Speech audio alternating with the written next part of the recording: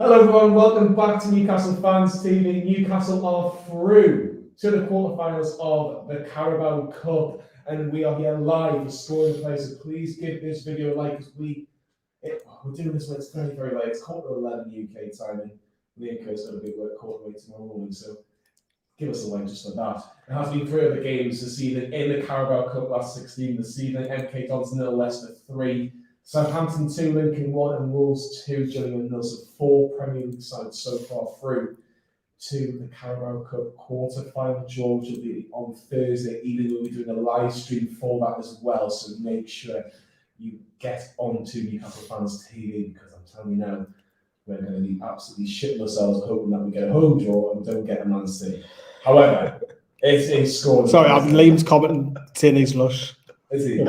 He is lush. He is absolutely lush. But I'll tell you what, we have got Liam Kerr in the middle, but we've also got Carl and Liam as well, so we're leaving too as well. Make sure you give them that reaction a watch, and the last word will be on later on through the night. Carl, let me start off with Nick Pope saving shots and all. Absolutely he is absolutely mint and didn't have too much to do, to be honest. But when called upon, he did exactly what we needed him to. Great save towards the end. I think it was about the 87th minute, something like that. Crucial. Yeah, it was a crucial save at the near post, and I think the distribution was very good tonight.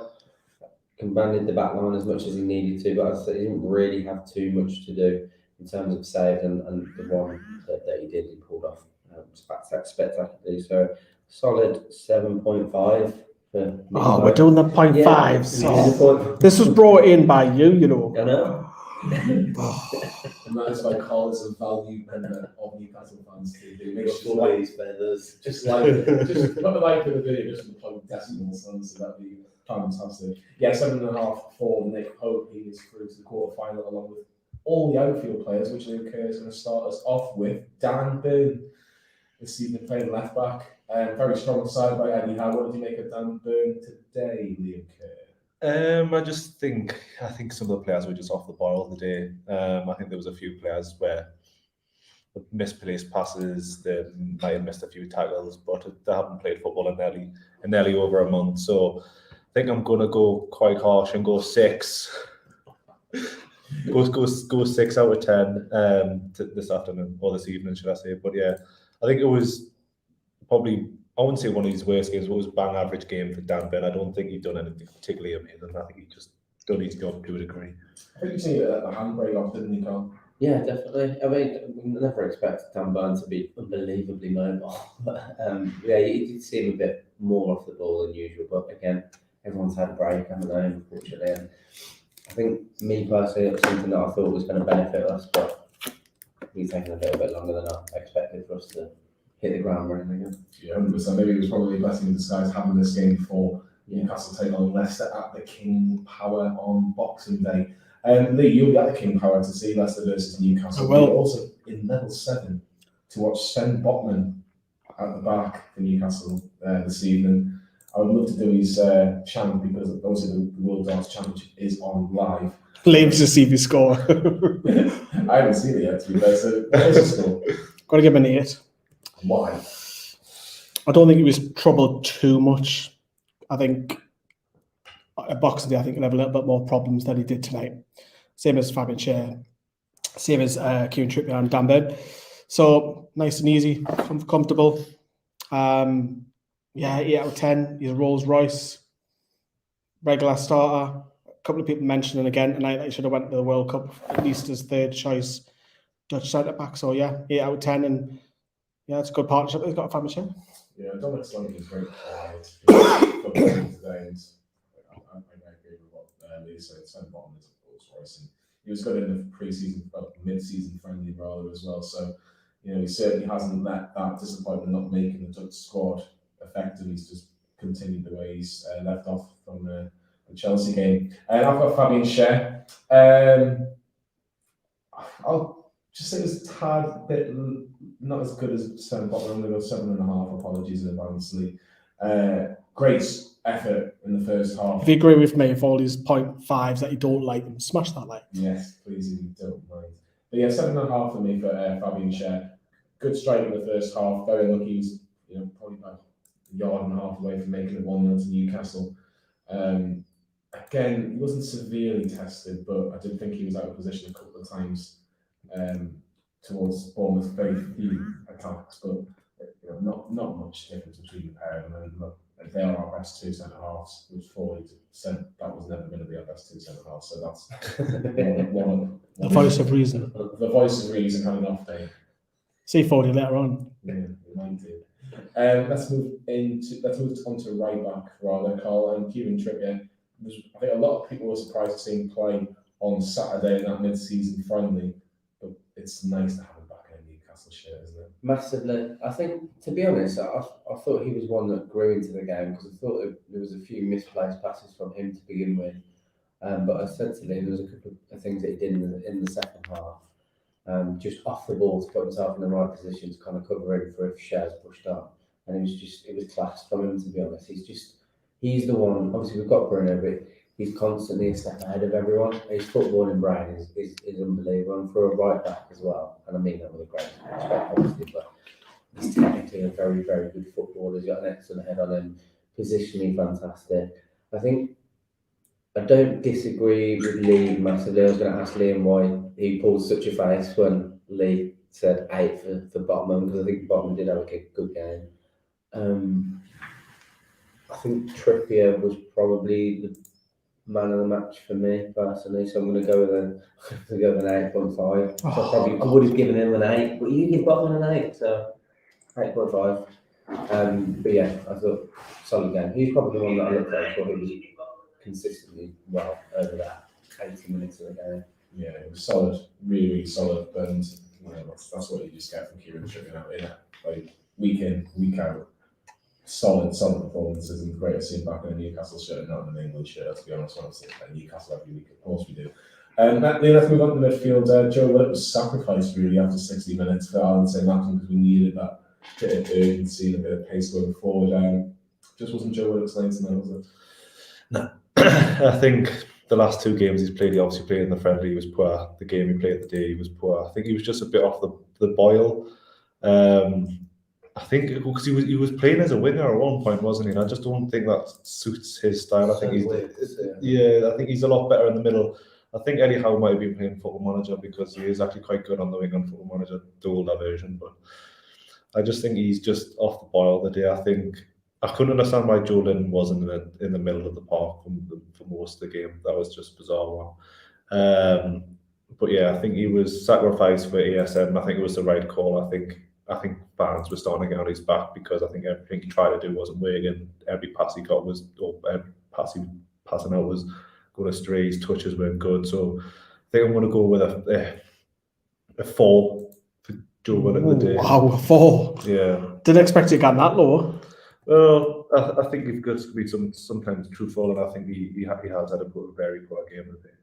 He's been someone that's been so good for us. Yeah. I think you've got to call him out. I mean, it's not negative. He's just the last couple of games he has been crap. Yeah, I'm a big Joe Willock fan. I really am. Really am. I don't disagree with Eddie Howe did tonight. I don't disagree with taking him off to bring on saint-maximin, but I'll still start him unless against Leicester on Boxing Day because I still think he is on his day. I think he has been one of Newcastle's best players this season. I really, really do. I think he's been so consistent. But yeah, just one of those days for today. Just before we move on, can people remember to like the video, please? Because we're currently on 21, so hopefully we'll get to 30 by the end of the video. Do that. That's it. How else? Keep those likes going, boys and girls. Liam will send nudes. Also, as well, the reason why the audio is not the greatest is because I forgot to connect the roadcaster, so we're using off a max audio. So there we go. So sorry about that, but I can't fix it. We'll have to go off camera and come straight back in. So it's all his fault, basically. Yeah, it's all my fault. So let me know if the audio, if you can still hear us. If not, I'll take the camera out and come straight back in. See, the things that we do live just for you. Lee, let's talk about Bruno Gimenez. Very surprised to see him start. I really was, but a pleasant surprise before the game. I thought he was a bit quiet today. I really do, but Quiet's different to bad game though. Yeah, I suppose. He had little nice flicks and touches here and there, but again, probably needed a game before the Premier League, and it was probably the right game for him. But I thought he was fine. I don't know what he made of him. Thought it average. Yeah, it's hit on this. Yeah, it's sort of like you mentioned there, you showed some nice little flashes of touches and a couple of nice new balls. Bit laggy, but he hasn't really played many games for Brazil. He's only came on 3 games as a substitute for 20 minutes. I think the longest he played 1 game. So, yeah, I think we'll see the better of him. He's allowed the odd 1 game here and there where he's not so great, but it didn't really matter because we won at the end of the day. If we got beat, we'd probably point the finger and say how we need him to perform a lot more. But thankfully, the luck went our way with the own goal. But yeah, I expect to see a better performance for him on Boxing Day, Leicester. I think he did. He held on the ball far too long sometimes, and there was like passes. I think he's just off the boil. Do you know what I mean? Because he was playing week in without for us, and then he goes to the World Cup and gets the odd couple of minutes. But he was told with the ball for far too long. But apart from that, he had an alright game. I think 6 is the right sort of score for me. Right, people are saying change the audio, so hang on for a minute. People will be back in about 30 seconds. Right, we are back, people. We are back, and we're going to persevere because that's what we're all about here in Newcastle Fans TV. So yeah, we'll see what happens with that as well. And the camera's back, so that you get to see my lovely face, some would say. We're going to move on to Sean Longstaff. Not a spoiler last word. People were complaining about his performance, and I disagree, to be honest. I don't think Sean Longstaff was that bad at all. I really don't. I don't think the midfield were as strong as what it normally is. But I don't think you can rate him any lower than what Bruno's become today, in my personal opinion. So I'm giving Sean a 6. I think what he did do, I think he started off the game really well. I really do. I think he was in the right places, and people probably don't see this intently, but he covers the ground really, really well, and he gets into challenges and he puts in tackles in to keep likes of Bournemouth in their own half. And it benefits Newcastle in the long run as well. But again, he did lose the ball a couple of times, but we're used to that with Sean Longstaff, let's be honest. He has got that in his locker.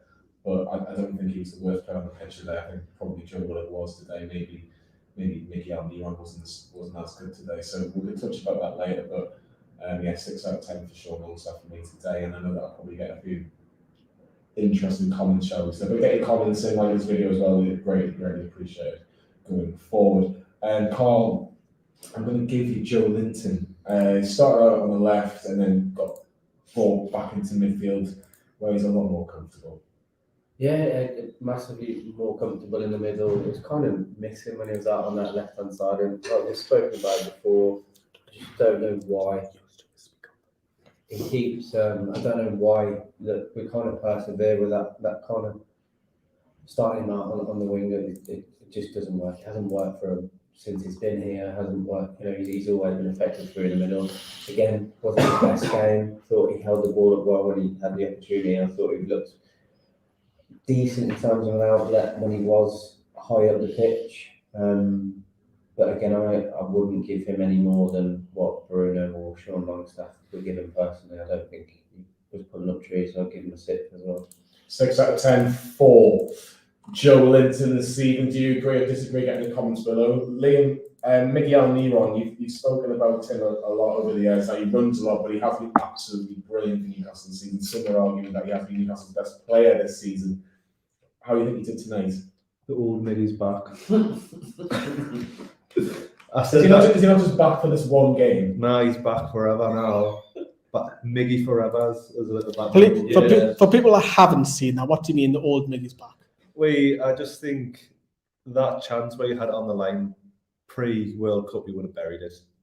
Literally, first thing he said was about old Miggy's back. I think obviously he's entitled to have his off game, and that one off game is the one I went in because probably pressure.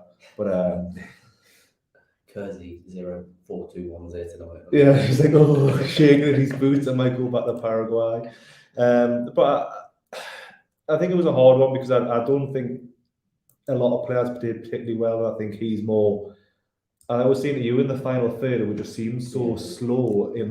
He's obviously quite quick, so he's if everyone's taking so long to pass the ball, he just wants the ball at his feet and shooting. But I think I'm going to go 6 out of 10 today, because hopefully old Miggy's not back. It just half-back. But He's just saving himself for Leicester. That's what he's doing, Liam. He's just saving himself for Leicester. I just hope he can carry on the form, because I think he probably, like you said, I think he's probably is our best player. I think people will probably say Bruno, but Miggy was probably our best player pre-World Cup.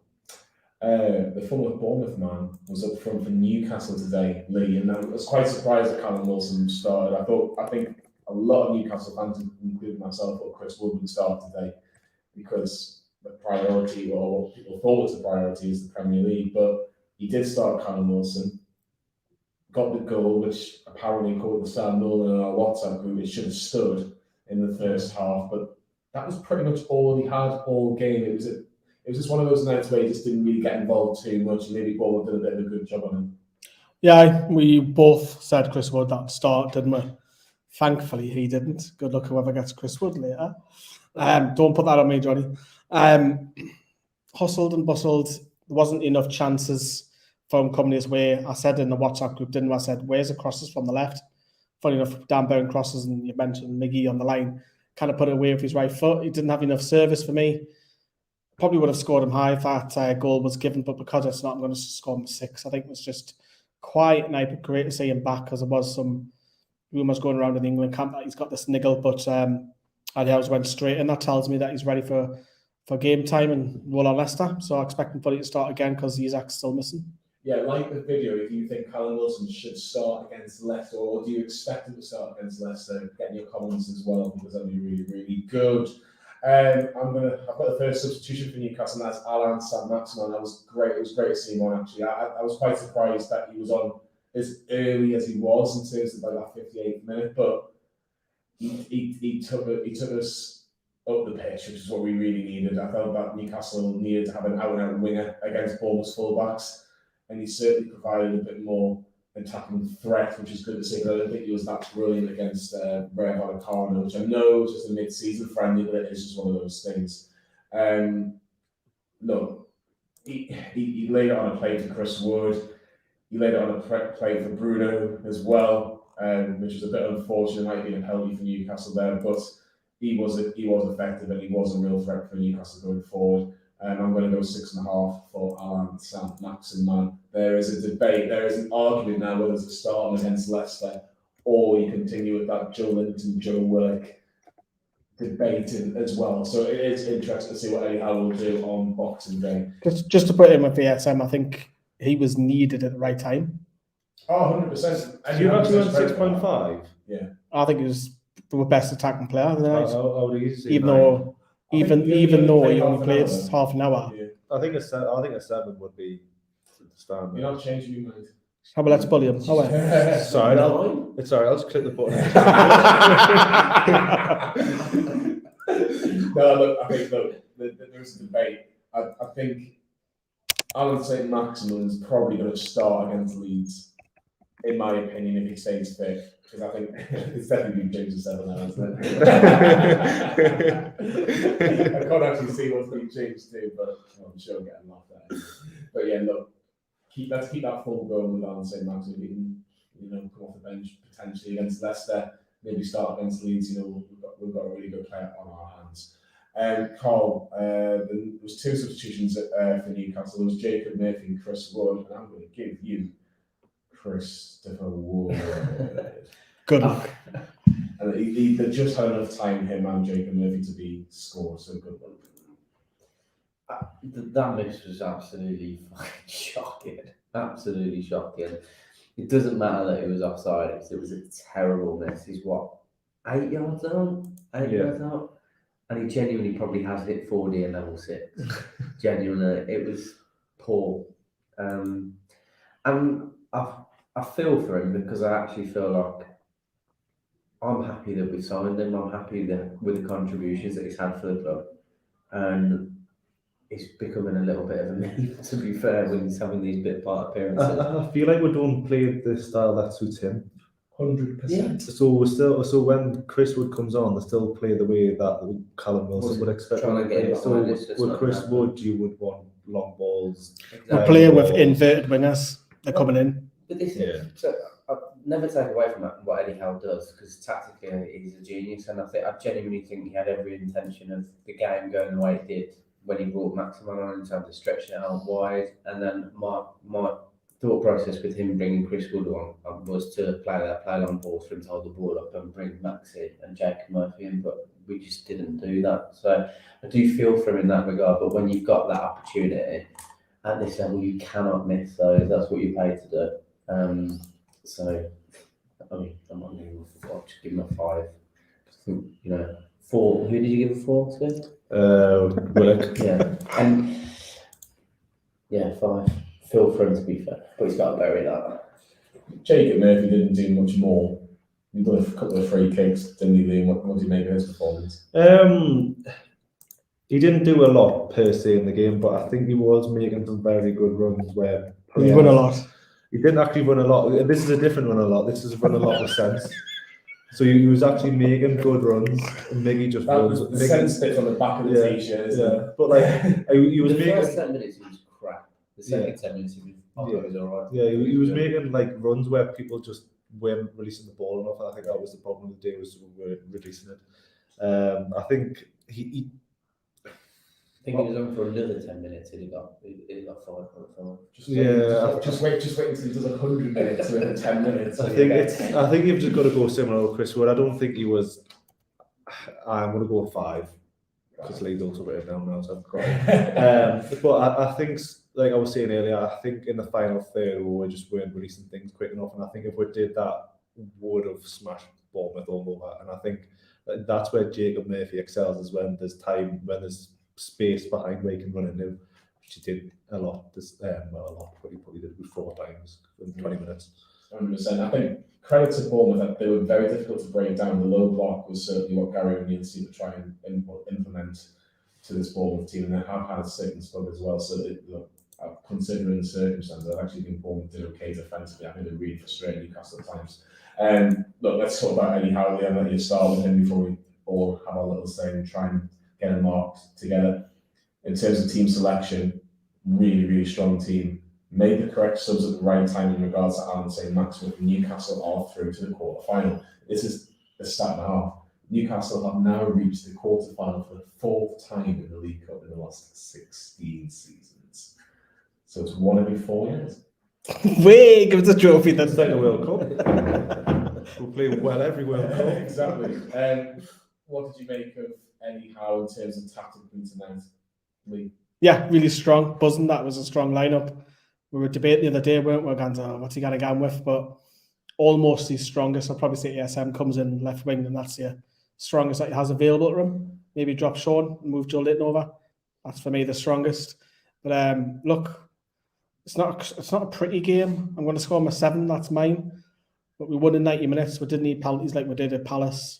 Clean sheet again for the best defence in the league. I know it's a cup game, but you know what I mean. Bournemouth didn't really trouble us until later on for the Moorhead and the chance where Pope saved.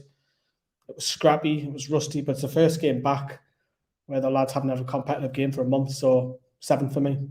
Liam, what did you make of Eddie Howe in terms of tactically? Because it's so difficult when you have a 6-week break with a World Cup in the middle of it, and you can't really prepare for that as a manager, because no one has had that experience, if we're being honest. But all he would have probably thought about tonight is get through and get to the quarter-final draw, and that is what he's managed to do tonight. Yeah, this game today reminded us of like the very first game of the season where teams aren't fully up to speed yet. Obviously, we were scrappy, they were scrappy, but I think you can't really blame. You can't really complain when you win and you get through in a cup, can you? We played a Premier League team. We weren't the greatest, they weren't the greatest, but we still managed to win. Obviously, it was an own goal, but I think I'm just going to go with 7 with Lee. I think Eddie Howe got the team spot on. But yeah, I think the subs made the impact when they needed to. Obviously, just put in, it'll worry you if he played a weaker side that night. Could have went out. Yeah. So he was playing his strong. Well, deemed possibly his strongest. A couple of bodies changed, 3 or 4. We could have went out the night. Yeah, I think you were saying as well that was second favourite to win this cup now. Literally, before the ball was kicked tonight, Newcastle was second favourite. Carl's reaction there is like, what? 5-1 second favourites, Man City 7-4 favourites, Liverpool and Manchester United were 11-2 third favourites. Carl, what do you think of Eddie Howe in terms of tonight? Look, the big question was, how strong was he going to go with his team selection? And like Lee said, he went as strong as he physically could, really. Honestly, I was probably surprised with him. I'm going to give him a 9. And the reason for that is I actually think that he's done very well to go out there with a strong squad. And we've intentionally not pressed that hard, intentionally, because as soon as we were starting to, Bournemouth, we were quite comfortably taking the ball away from Bournemouth. I believe that he's gone out there and put that side out there and said, look, we're not going to play with the intensity that we would usually play with, because you don't want to risk injuries and that sort of thing. We've got enough about us to lower the intensity a little bit and get past Bournemouth. I truly believe that he's gone in with that sort of mindset, and I think that was proved by the fact that he's not scared to make any sort of decision in changing the personnel. He's clearly got backup plans, because as soon as it wasn't working with Joe Linton and Joe Willock, he dragged Willock. Like, no qualms whatsoever. He wasn't bothered about the fact that he's been playing excellently before the World Cup. He wasn't doing the job today. He balled in. Maxi opened up the game. We played different football. We forced an own goal at the end of the day. Then he's brought on Chris Wood and Jacob Murphy. Like, we didn't kind of revert to the football that we'd want to play for Chris Wood, but we comfortably saw the game out, to be fair. And I just think he got everything spot on. It wasn't pretty football to watch, but I think it was all intentional, personally. I think he might have liked another goal, but I think this is probably what we could have expected. The first competitive game back from the World Cup break. It was 6 weeks break, so I'm 9 for me. I was going to go 8, so I'll let Lee decide how that works in terms of a score. But yeah, I'll go 8 for Eddie Howe today. I think Carl's bang on about the fact that It's a 7.75 ratio. 8 out of 10 for Eddie Howe this evening. Yes, just about an 8. We'll round it up. Yeah, I think for me, in regards to this game, how can you prepare for a game like this with the last 6 weeks? And we have to be on such a high as well, and considering who's fit and available, the fact that everybody's still fit and available, bar Alexander Isak and Emil Kraft. Emil Kraft was a long-term injury. Isak will take the time with him, is a real testament to how well they look after themselves when they do play for the international teams in particular. I was so happy to see such a strong side, and because we've taken the cup as a liberty for such a long time by playing such weakened sides and not giving the competition the respect it deserves, we did tonight, and that's probably the reason why we're going through, because we just had that little bit of quality at the right moment to cause an error in regards to Bournemouth's backline, which is the reason why we're through the quarter final. Let's not be naive as well and think that he has absolutely got one eye on us making Champions League this season. Of course he has, because we genuinely have the quality to do it. Against his former side as well. Yeah, Europe has to be something that Newcastle have to target now, whether that be Champions League, Europa League, or whatever. That is something that Eddie Howe, and Carl's quite right in saying that is something that Eddie Howe will have half an eye on. Get your passports out. We're going to be doing the last word outside some country in Georgia. No, but the thing is, though, Lee.